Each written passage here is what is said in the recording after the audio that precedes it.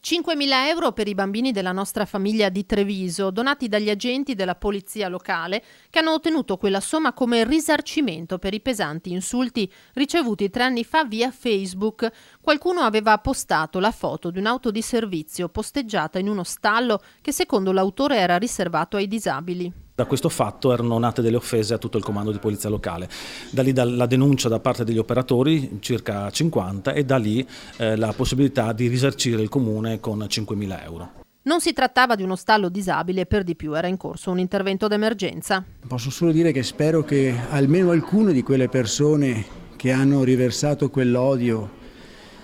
vedano questo vostro servizio e si rendano conto che, come ha detto anche il sindaco, quel gesto di odio si è tramutato in un gesto di amore e faccia riflettere quelle persone in un giorno, tra l'altro oggi, in cui ricorre il 50° di un altro gesto di odio. E mi piace sottolineare appunto come dietro le divise ci siano degli uomini e delle donne che ci mettono tanto cuore, tanta professionalità e tanto amore per la città, e da questo episodio negativo sfociato nei social network poi ne è nato un gesto d'amore nei confronti della nostra famiglia, un'altra realtà virtuosa importantissima per il nostro territorio. Alla nostra famiglia di Via Ellero, struttura che si occupa di bambini con problematiche di diverse gravità, un regalo di Natale più che gradito. Abbiamo intenzione di rinnovare la stanza di terapia occupazionale, che è una stanza riabilitativa, perché lavora appunto la riabilitazione in terapia occupazionale, lavora per le autonomie del bambino in tutti i suoi ambiti, vita quotidiana, scolastica, familiare.